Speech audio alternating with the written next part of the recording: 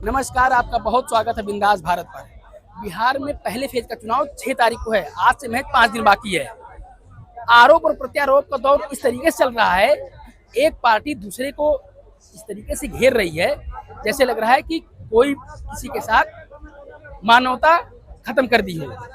राहुल गांधी अभी विदेश दौरा से कल ही पहुंचे और उन्होंने मुजफ्फरपुर में एक रैली को संबोधन किया। उसमें प्रधानमंत्री नरेंद्र मोदी को बताया कि प्रधानमंत्री नरेंद्र मोदी छठ के पर्व पर ड्रामा करते हैं। इसके साथ ही उन्होंने बड़ा एक जो आरोप लगाया, उन्होंने कहा कि अगर प्रधानमंत्री नरेंद्र मोदी को वोट मांगना हो तो स्टेज पर आकर नाच भी सकते हैं। क्या इस तरीके का बिहारियों का अपमान करना ये शोभा देता है? क्योंकि बिहार में छठ एक महापर्व के रूप में मनाया जाता है। इसी पर हम कुछ लोगों से बात करेंगे कि क्या राहुल गांधी का ये स्टेटमेंट आना कहीं सेल्फ गोल तो नहीं करेगा उनके लिए। भाई, क्या नाम है आपका? बीके पोदार। कहाँ से हैं आप? मैं हूँ दिल्ली से, लेकिन मतलब पीछे बिहार से ही हूँ, रहता दिल्ली में। अच्छा, बिहार से कहाँ से हैं? बिहार पूर्णिया। पूर्णिया पप्पू यादव। बिल्कुल पप्पू यादव वाला। तो राहुल गांधी ने जो कल बयान दिया है कि नरेंद्र मोदी वोट मांगने के लिए डांस कर सकते हैं, क्या इस तरीके से अपमान करना एक प्रधानमंत्री का और बिहार की उस महापर्व छठ का अपमान करना ये सही है? देखिए, राहुल गांधी जी ने प्रधानमंत्री का ही केवल अपमान करना मुनासिब नहीं समझा। राहुल गांधी जी ने समय समय पर इस देश का अपमान किया। राहुल गांधी जी ने समय समय पर इस देश की मिट्टी का अपमान किया। राहुल गांधी जी ने समय समय पर इस देश की सरकार का अपमान किया। राहुल गांधी जी ने समय समय पर देश के प्रधानमंत्री का अपमान किया। राहुल गांधी जी ने समय समय पर देश के संवैधानिक संस्थाओं पर बैठे नेताओं का अपमान किया, चाहे वो राष्ट्रपति महोदय हो, चाहे उपराष्ट्रपति महोदय हो।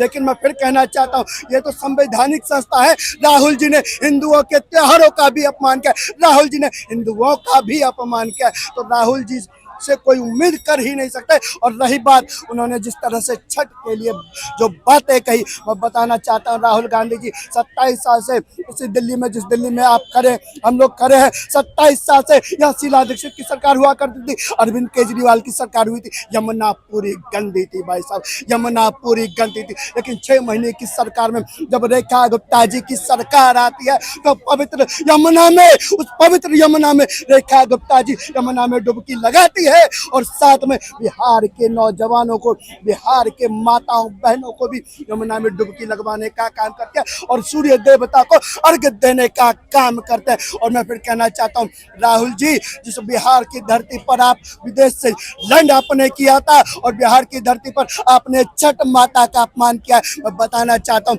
छठ माता का ऐसा प्रकोप लगेगा कि बिहार के चुनाव में केवल इस बार नहीं, हर बार और बार बार आपको बिहार की जनता और छठ माता के प्रकोप से कभी कांग्रेस की सत्ता में कोई वापसी नहीं होने वाली। अच्छा, एक बड़ा आरोप लगा रही आरजेडी हो या राहुल गांधी की पार्टी कांग्रेस हो, वो कह रहे हैं कि प्रधानमंत्री नरेंद्र मोदी को यहाँ पर जो वासुदेव घाट बना हुआ है उसमें एक स्पेशल व्यवस्था किया गया, बिसलरी पानी की व्यवस्था की गई, जहाँ से प्रधानमंत्री मोदी जाएं और डुबकी लगाएं।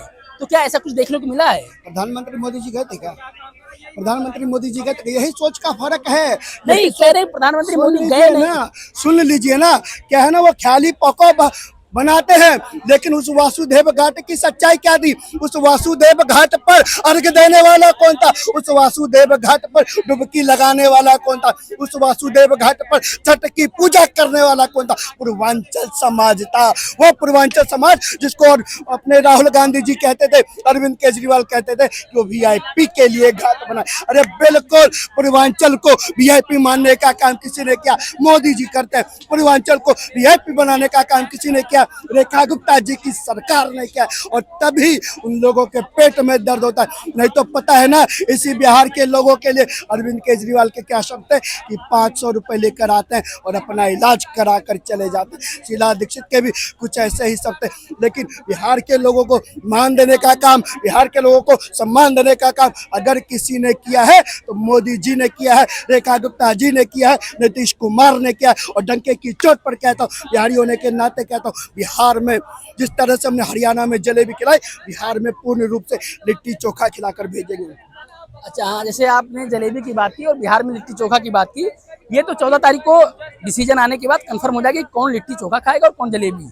लेकिन ये बात होगा कि जिस तरीके से अभी बीजेपी का घोषणा पत्र आया उसमें 1 करोड़ सरकारी नौकरी देने की बात की है, लेकिन वहीं पर आरजेडी ने यानी तेजस्वी यादव ने तो बोला कि हम घर सरकारी नौकरी देंगे, हर घर सरकारी नौकरी देंगे, तब तो फिर कहीं भारी तो नहीं पड़ जाएगा। एक बात बताइए, तेजस्वी यादव को पता है वो जो बोल रहे हैं बिल्कुल संभव नहीं है। और तेजस्वी यादव से एक पत्रकार ने पूछ लिया ये कैसे करेंगे।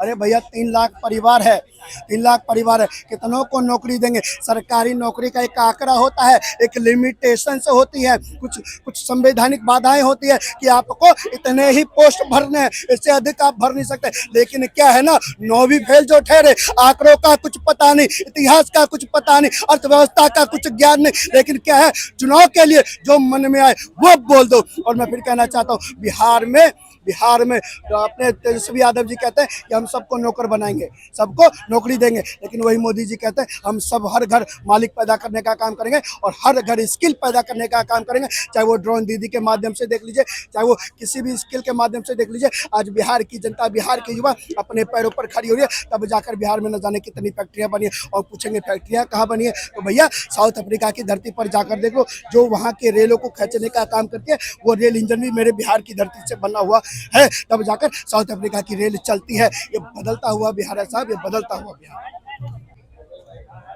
ये कह रहे हैं कि अगर हमारी सरकार बनी तो जिस तरीके से 20 साल में भ्रष्टाचार नीतीश कुमार ने फैलाया है और प्रधानमंत्री नरेंद्र मोदी, उसकी पूरी तरीके से जांच हो गई और एक एक करके सभी को जेल में डालेंगे। भ्रष्टाचार की बात तेजस्वी यादव कह रहे हैं, लेकिन अभी कुछ दिन पहले याद है ना, सुप्रीम कोर्ट ने किस तरह, भैया हमारे बिहार में कहा जाता है अगर शादी का निमंत्रण आता है ना तो उस पर लिखा जाता है परिवार सहित आना है, लेकिन माननीय सुप्रीम कोर्ट ने तेजस्वी यादव और पूरे परिवार को, लालू यादव को सहित भेजा कि आपको सब परिवार आना है और सब परिवार कोर्ट में बुलाने का काम किया। तो ये अंतर है, हमारे बिहार में सब परिवार सम्मान के साथ बुलाते हैं और सुप्रीम कोर्ट माननीय न्यायालय लालू यादव को सब परिवार कटघरे में बुलाने का काम करते हैं। और माननीय न्यायालय ने कहा है कि आप चारा चोर तो थे ही, आप जमीन चोर भी है। ये मेरे शब्द नहीं है, ये माननीय न्यायालय के शब्द है, जाकर पढ़ लो। और जमीन चोर किसने कहा, किस पर्पस पे कहा कि भैया इनकी जमीन है छीन लो, इनके बेटे को डिग्रेड का जॉब दो, उनकी जमीन है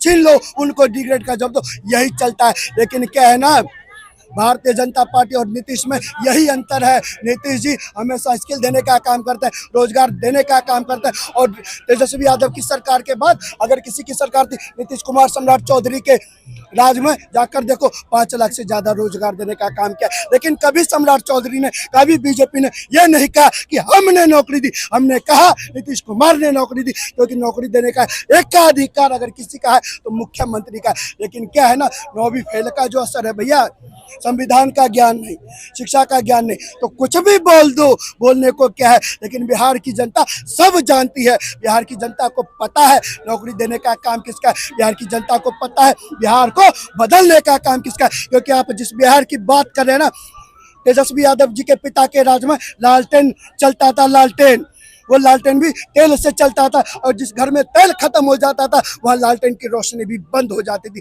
लेकिन आज आप जिस बिहार की बात कर रहे हैं, उस बिहार में ऐसा कोई गांव नहीं जिस गांव में बिजली ना हो, ऐसा कोई गांव नहीं जिस गांव में सड़कें ना हो, ऐसा कोई गांव नहीं जिस गांव में नल से जल ना हो। अरे साहब, विकास देखना हो तो मैं फिर कहता हूँ बिहार जाकर देखो, और चले जाओ नालंदा विश्वविद्यालय को देख लो, चले जाओ राजगीर स्टेडियम को देख लो, चले जाओ पूर्णिया एयरपोर्ट को देख लो, चले जाओ दरभंगा एयरपोर्ट को देख लो। मैं फिर कहना चाहता हूँ, जो कांग्रेसी है, जो विपक्षी है, उनके नजरिए से मत देखे, आप एक बिहारी के नजरिए से देखे, एक बिहारी के नजरिए से देखे, आपको बदलता हुआ बिहार दिखेगा, उभरता हुआ बिहार दिखेगा। अच्छा, एक मेरा अंतिम प्रश्न है कि तेजस्वी यादव एक आरोप लगाते हैं, जो वक्फ बोर्ड कानून आया है, कह रहे हैं कि हमारी सरकार बनेगी तो उस कानून को कूड़ेदान में फेंक देंगे। बिल्कुल, क्या संभव है? बिल्कुल कहते हैं। मैं वही कहना चाहता हूँ, 2024 के चुनाव से पहले ये वही लोग थे ना जो कहते थे भाजपा कहती है संविधान बदल देंगे, वही लोग थे ना जो संविधान का डर दिखाकर, देश में हिंदू और मुस्लिम का डर दिखाकर ये लोग राजनीति करते थे। आज वही लोग कह रहे हैं कि हम संविधान बदल देंगे, आज वही लोग कह रहे हैं हम भारत का कानून बदल देंगे।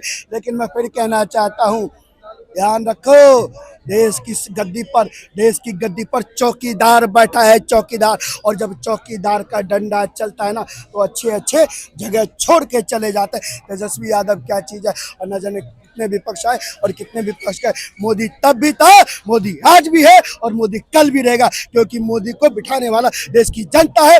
मोदी जी के दिल में हिंदुस्तान बसता है और हर हिंदुस्तानी के दिल में मोदी जी बसते हैं।